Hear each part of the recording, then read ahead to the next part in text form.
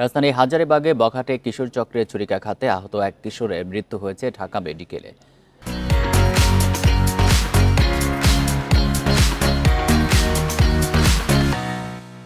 বৃহস্পতিবার সাইকেল চুরি করতে আসা কিশোরদের ধাওয়া করতে গিয়ে তাদের ছুরিকাঘাতে আহত হয় কিশোর শাহাদত হোসেন শান্ত। শুক্রবার সকালে ঢাকা মেডিকেলে মৃত্যু হয় তার। পুলিশ জানায়, ছুরিকাঘাতের পর আহত শান্তকে হাসপাতালে ভর্তি করা হয়, তবে চিকিৎসাধীন অবস্থায় শুক্রবার সকালের দিকে তার মৃত্যু হয়।